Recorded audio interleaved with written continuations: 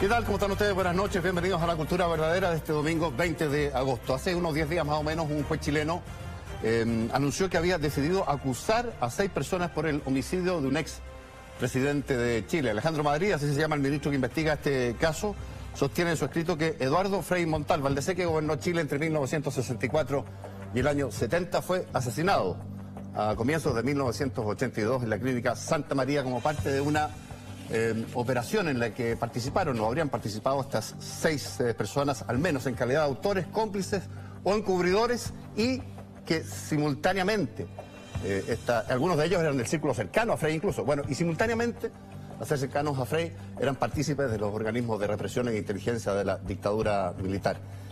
Es una noticia que impresiona, que es dura para Chile. Sería el primer magnicidio de nuestra historia de comprobarse esta acusación que hace el ministro Madrid, y esta historia de Frei obliga a poner los ojos, a fijarse en las otras historias desconocidas de la dictadura militar. Una de ellas aparece en este libro, se llama Los niños de la rebelión. Ahí está, no sé si lo puedo mostrar a cámara, ahí está, lo enderezo un poco, ahí está.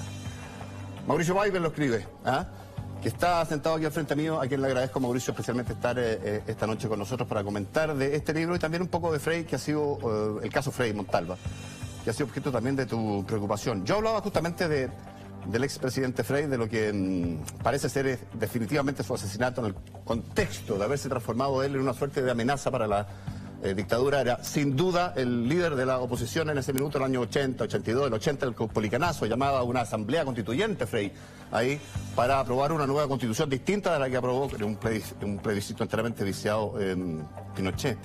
Los estudiantes articulados a fines de los 70 también pasaron a ser, en la misma lógica de Frei, una suerte de amenaza al régimen. Eso es lo que tú pones acá en este libro.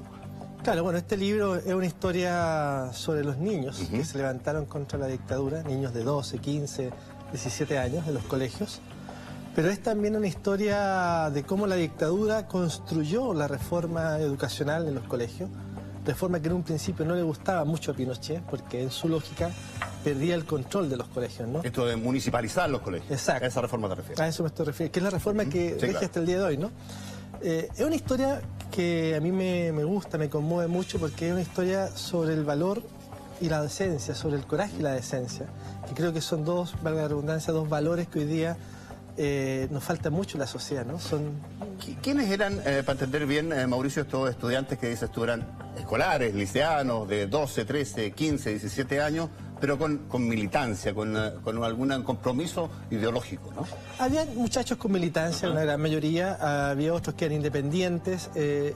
Lo central era que eran niños que no estaban dispuestos a seguir creciendo en una dictadura y que soñaban con vivir una democracia, algo que hoy día parece tan normal, ¿no? Ahora, ¿qué empieza a pasar con ellos a fines de los 70, cuando se empiezan un poco a articular el movimiento secundario? ¿De qué forma y hasta qué punto se convierten, Mauricio, en una amenaza palpable para Pinochet y su régimen? Bueno, básicamente la gran amenaza que ellos construyen es que se organizan y que intentan construir democracia en los colegios. Y eso resulta inaceptable para la dictadura, que quería construir un movimiento social secundario que fuera proclive ya a sus intereses, a una patria nacionalista pura, inmaculada, que era lo que ellos perseguían, ¿no? Y en esa lógica los chicos empiezan a organizarse, a hacer alianzas desde demócrata cristiano hasta marxista, empiezan a formar centro alumnos, a marchar por las calles. Fíjate que una cosa curiosa es que este era el único movimiento social que rápidamente podía construir marchas y llegar hasta la moneda. Y eso lo convertía en algo desequilibrante. Es el único movimiento social en dictadura que logra votar un ministro, el ministro de Educación Aránguiz. Por supuesto.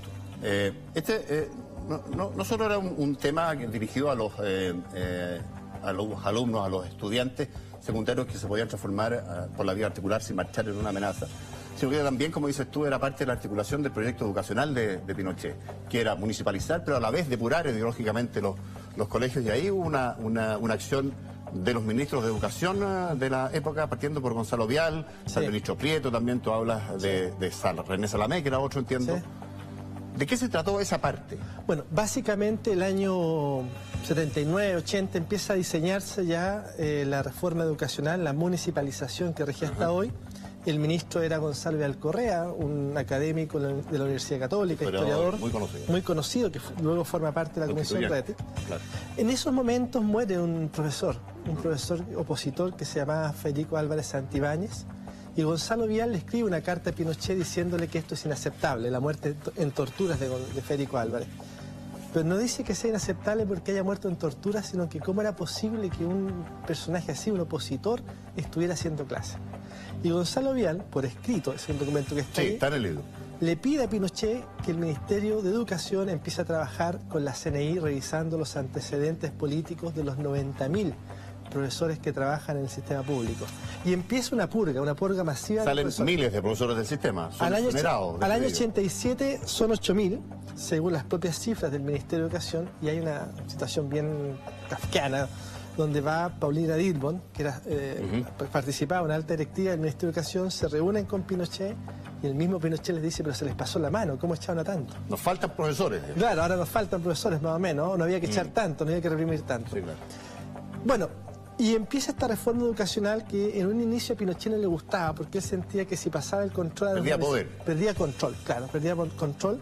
Entonces van y capacitan a los directores del liceo en guerra naval, poder naval, seguridad nacional, en la lógica de tener el control de los colegios y de crear servicios de inteligencia dentro de los colegios. Y es ahí como esto empieza a esta lucha entre los directivos, la dictadura y estos chicos que soñaban con vivir, con crecer en democracia. Ahora, volviendo a los chicos, a los estudiantes, a estos niños de 12, de 13, de 15, de 17, ¿qué empieza a pasar con ellos? ¿Qué costos empiezan a pagar? Porque esto da lugar, esta articulación, a que la DIN había desaparecido ya, pero la CNI, que era la sucesora, pusiera los ojos sobre ellos.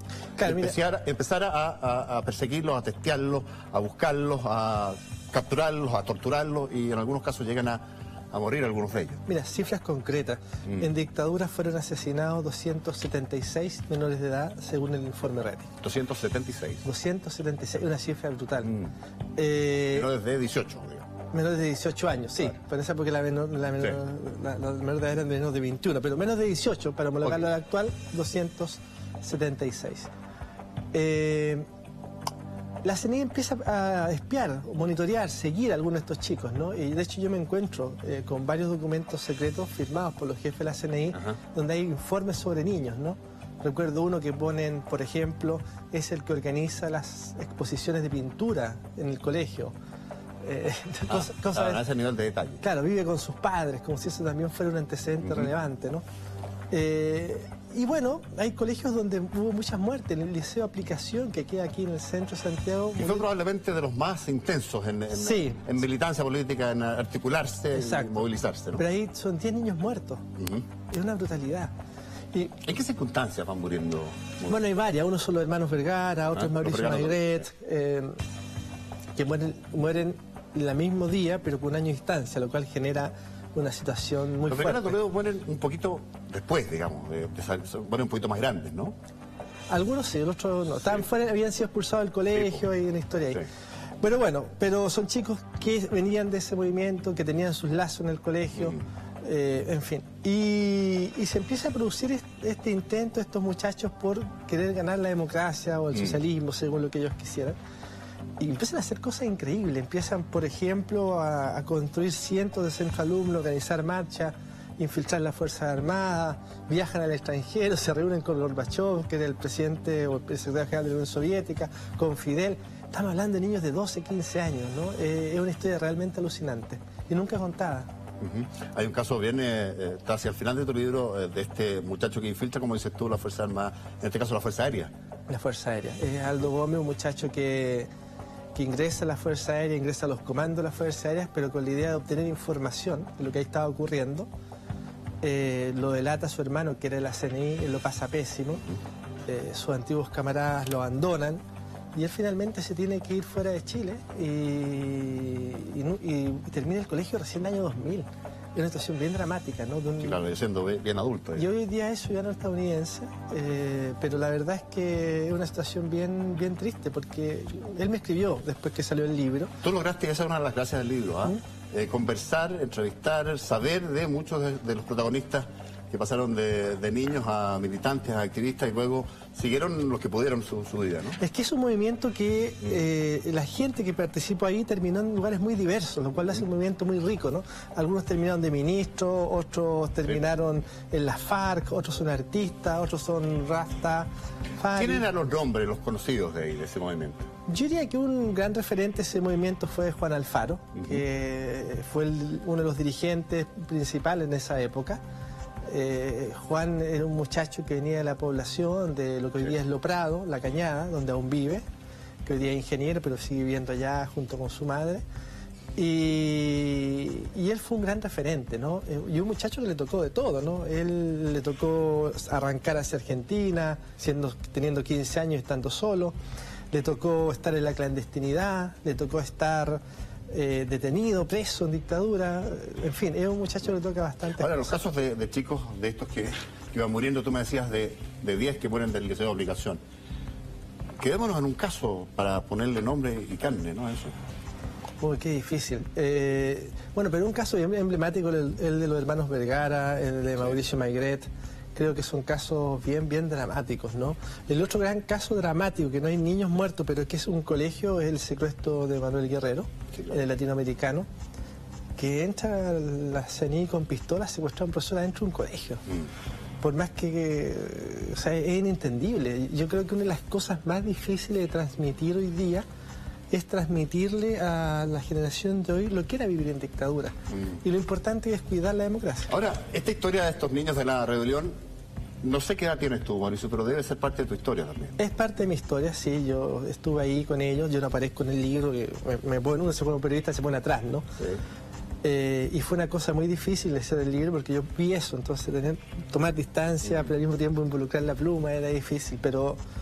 ¿Y en qué circunstancias participaste? Las marchas, los centros de alumnos, conocía mucho a los muchachos y eso también me ayudó a abrir las puertas. Yo creo que es una historia muy bella, es una historia de amor. Fíjate que alguien me decía que la primera vez que se enamoró fue de este colectivo, de ese sueño de un país mejor, de un país distinto. Porque eran muchachos que de una forma muy ingenua arriesgaban la vida por un ideal, algo que hoy día parece tan lejano de ver en la política, ¿no? Y de hecho, fíjate que una de las cosas es que la gran mayoría de esos chicos hoy día no está en política, quizás porque este mundo les carga. Y lo otro que a mí me encantó del libro es que mucha gente me empezó a escribir por Facebook, por Twitter, y diciéndome que al leer el libro se acordaron de lo que habían vivido cuando niños, ¿ya? En sus colegios, en sus liceos. Y creo que eso es muy lindo, porque yo no esperaba tanto, la verdad. Tu historia también tiene otro tinte, Mauricio, que tú hablabas del secuestro de Manuel Guerrero desde las puertas del colegio, o adentro del colegio. Sí. A ti te tocó vivir a los 6 años una experiencia muy dura también. Sí, claro. De un secuestro, pero no de un colegio, de arriba de un bus. Claro, íbamos al mismo colegio latinoamericano, con mi padre, en un bus con mi padre y mi madre y mi hermano pequeño, y en algún momento 5 autos se cruzan, bajan los agentes, unos 30 agentes de la policía secreta, el comando conjunto en específico, y secuestran a mi padre, y ahí no supimos más. Comando conjunto FACH, digamos. Comando conjunto FACH, Carabinero, habían varios, civiles también. Era un grupo que competía en las labores represivas con la DINA en esa época. Y bueno, y no supimos más de mi padre hasta muchos años después, cuando la gente de Valenzuela confiesa a Mónica González lo que habían hecho, lo que había sucedido, y parte su relato diciendo que el caso que más recuerda es el de los hermanos Weibel, y eso.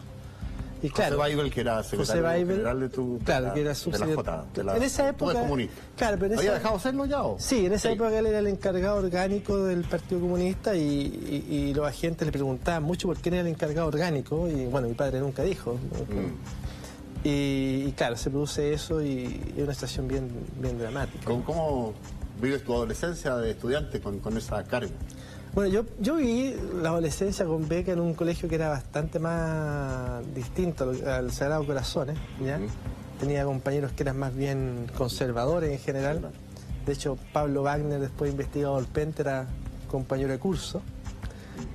Éramos incluso re amigos, después nos separamos, pero... Se ve que fueron caminos diferentes. Tomamos caminos distintos en la vida. Y bueno, me tocó ese colegio. En ese colegio estaba el hijo del Mamo también, el Mamito Chico. Estaba un par de cursos más arriba. De Benito. Claro, era eso, ¿no? Claro, fue una época con cierta tristeza, sentir que habíamos chilenos que estábamos excluidos de poder participar libremente en la sociedad. Y yo creo que al vincularme a los muchachos de los movimientos estudiantiles esa época fue sentir un relámpago de libertad. Creo que fue muy linda esa experiencia.